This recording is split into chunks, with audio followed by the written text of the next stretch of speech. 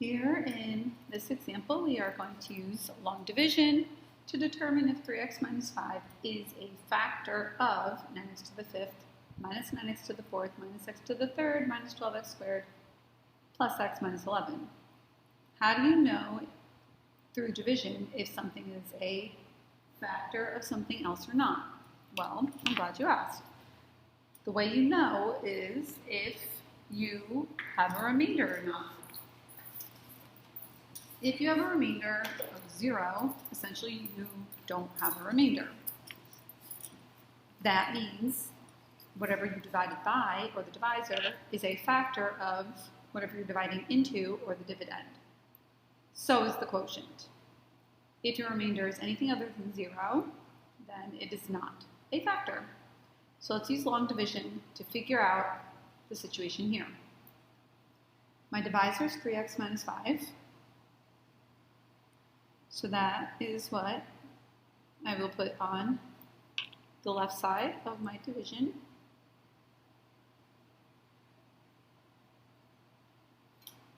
And I don't want to make it too long, so I'll lengthen it if I need to.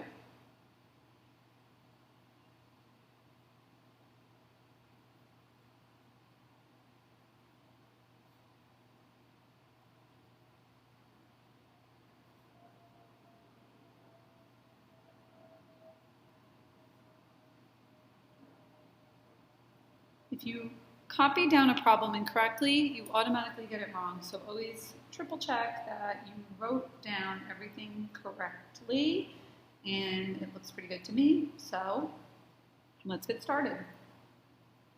The way we start the problem is you divide the leading term on the inside by the leading term on the outside. Also, I had made sure I didn't need any placeholders in this example, and I did not. I'm going to divide, there's my division symbol, or fraction, and what I need to do in a situation where I have a monomial over a monomial, you remember much earlier in the school year, lesson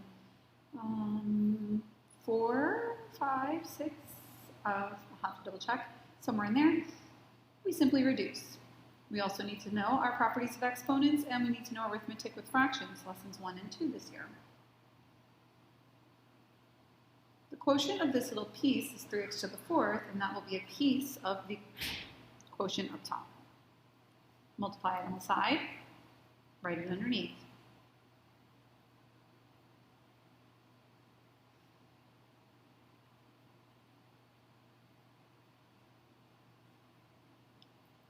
Parentheses, minus sign, underline, cancel, negative 9 plus 15,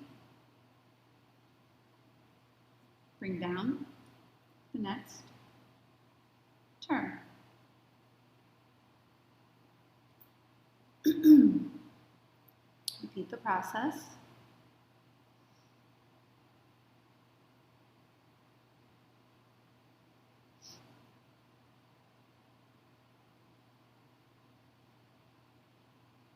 Common mistake here is people accidentally write 3. 6 and 3, very common. Make sure you're dividing your whole numbers in front, coefficients, and make sure you're subtracting your exponents. If you are listening to this video and you don't have it on mute, I'm not going to write it myself here, but will you please write this step? Equals 2x, I want you to write 4 minus 1 in the exponent, equal sign 2x to the 3rd.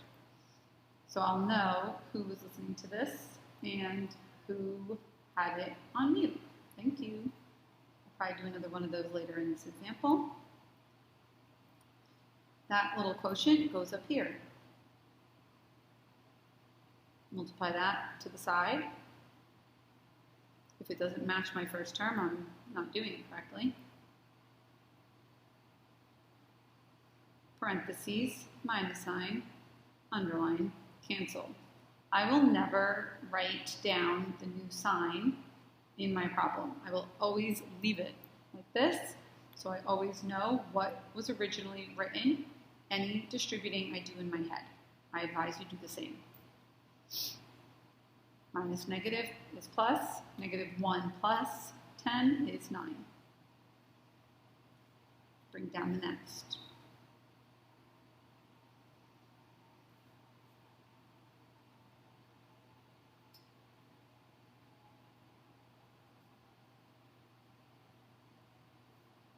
Positive 3x squared gets written over here.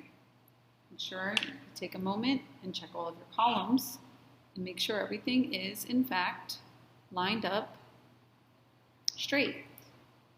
Fifths, fourths, third powers, second powers, that's pretty good.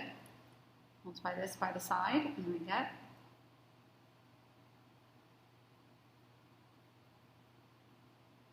parentheses, minus sign, underline, cancel. Negative 12 plus, so we get that right there. Remember when you combine like terms, they're like terms because they have, in this case, x to the second or x to the third next to them. Nothing happens to that when you're adding or subtracting. Your x to a power changes if you're multiplying or dividing. Stay neat.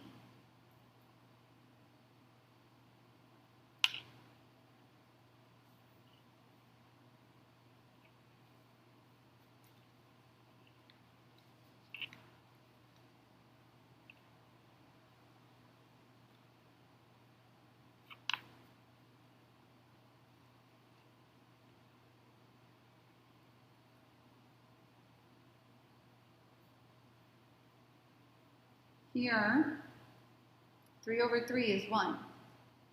If you're listening to the video and not just watching on mute, if you would please write plus 1x. Anyone who just writes x, I know has me muted. And anyone who has this written with the plus 1, I know is listening to the explanation. Thank you very much. Up here, plus, could write 1x, I'm just going to write plus x, multiply that by that.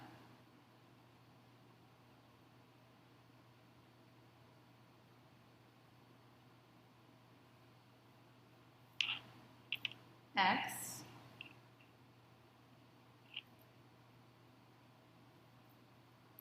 Did you also get the same thing as me?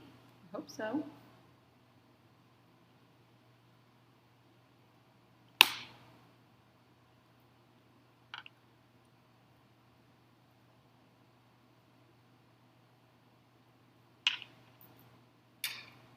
Now, this example worked out pretty nicely the whole time because 9, 6, 9, 3, 6, everything did divide nicely by the 3. In the event that you have, say, a 16 and not a 6, what would happen? 16x over 3x. Well, the x's reduce, and you just get 16 over 3, and that's what you use. That's the nice thing about writing it this way. If you're watching this video because you learned this from another teacher, or you kind of already know how to do this and you're just looking for a little extra support, I hope you're taking note of my little quirks and techniques and strategies, because I do find that these are ways for students to avoid chronic mistakes. That's a +2.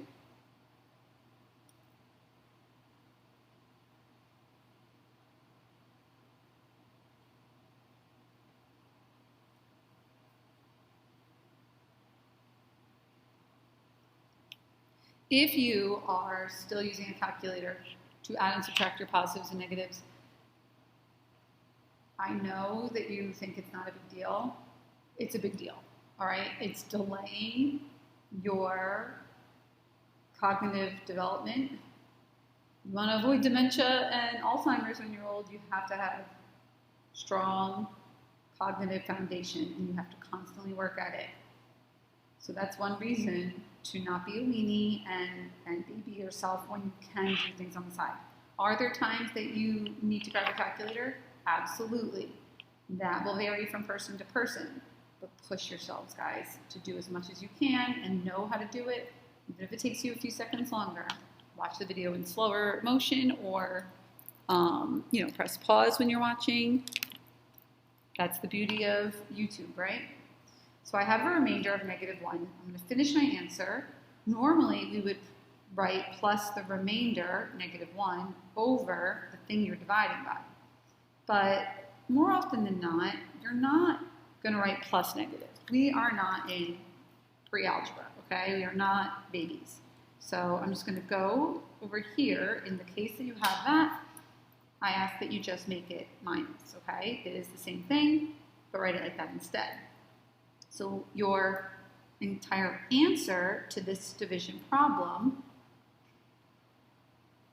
is this whole big thing up top. 3x to the 4th plus 2x to the 3rd plus 3x to the 2nd plus x, or 1x plus 2, minus 1 over 3x minus 5. Since the remainder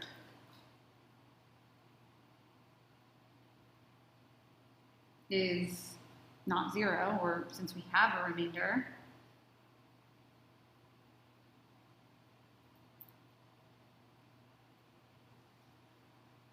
that means determine if it's a factor. So what's the answer to the question? Always remember to answer the actual question, right? Oh, sorry, it was cut off on the screen, but it was there. 3x minus 5 is not a factor of the given polynomial, just because I don't feel like writing out the whole thing. Since it's not a factor, we don't have to do the next part of the problem. The next part of the problem asks us to factor completely. We could only do that if we had found a factor, and ideally that factor would make it easier for us to factor whatever's left here by a method that we are familiar with and comfortable with. So that's the end of example 10. I know I went pretty slowly through this one. Hope this was helpful. If you understand it and you feel pretty good about it, give the video a thumbs up so I can kind of get a general consensus. If you are sad, confused, wrong, don't think this was a clear breakdown, give the video a thumbs down. Have a nice day.